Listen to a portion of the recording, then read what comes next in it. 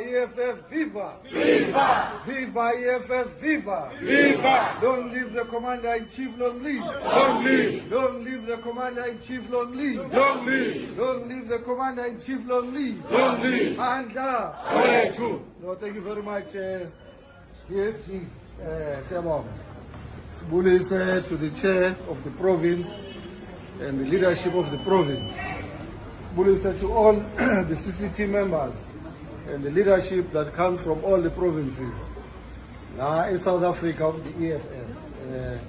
Sibulise to you fighters. It's been a long journey. For 5 years, we've been on this court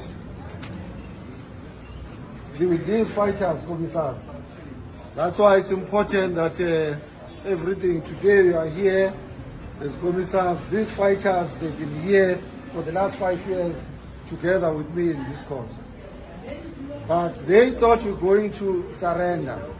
They thought we were going to retreat.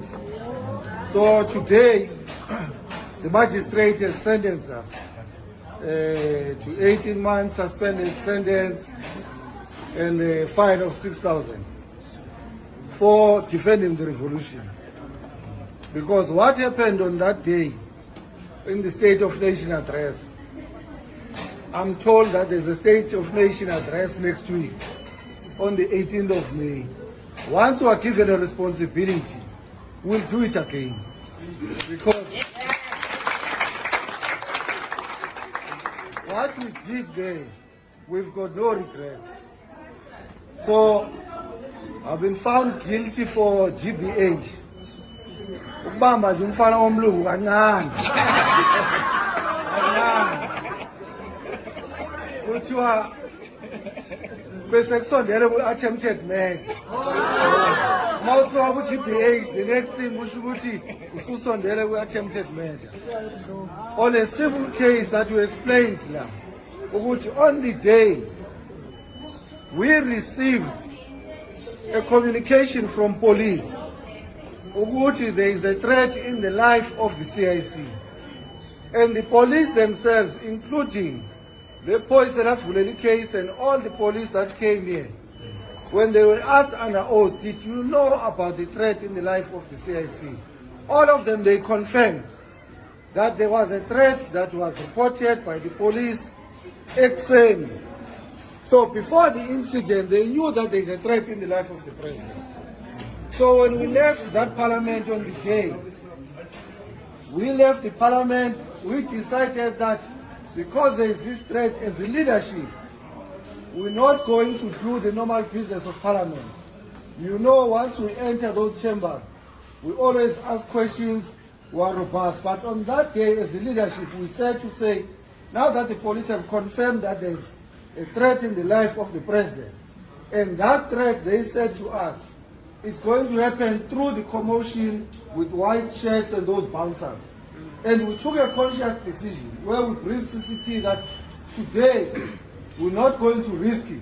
We're going to go there, sit down quietly in parliament, and then once we are done, we're just going to walk because we have not identified which way is this threat going to come from. So we're going to avoid these bouncers and the white shirts. Even if they don't want us to drink water, we won't drink water. So that there is no confusion. And we communicated to all the members of the parliament that don't be in confrontation with the bouncers because there is a plot and it's going to start there. And that's exactly what happened on the day. We said Cyril finished addressing parliament. As we're walking out of parliament, President, he was leading us from the front, but he had our spokesperson that time, Policeman and DP. When we passed the subs, like those comrades there that are dressed in uniform, and everyone else. After we passed, a white racist boy, he passed even myself to go and grab the president. He left the deputy president, he left the former SG, he went for the president. And then that's when we knew that what we were told during the morning, it's happening now. Because there was no reason. If there was an issue And umthetho wase-parliament is very clear. You can't block members of parliament because that parliament belongs to them. And we're going home. He was not in front. He allowed us to pass. So we did not push any line or anyone. And in between us, there were members of DA, members of IFP, and everyone else because the parliament had agenda. But when that tall man, not in police uniform, in civilian clothes, went for the president, we knew that what was said in the morning as a threat is starting. Because even when he approached him, he was not speaking, he was charging towards the president. And we tried to address him. And he was still charging forward and not speaking to any other member, because if we're doing something wrong, Komisam Hussein was even in front of the president, because as a spokesperson was going outside to prepare for the media, that the president must address the media. They allowed him to go, but they went for the president. And then that's when we knew that it means this threat has arrived.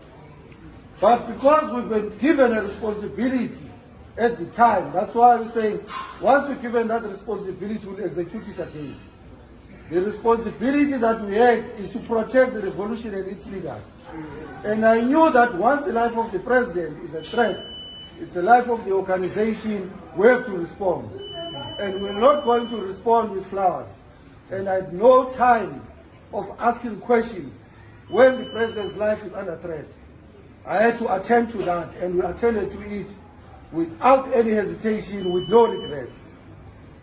So even here in court, the magistrate said, I came here, I showed no remorse. I showed no regret. I was not going to show any remorse or regret or make any apology. Yes. What I did that day, I can do it again. Yes.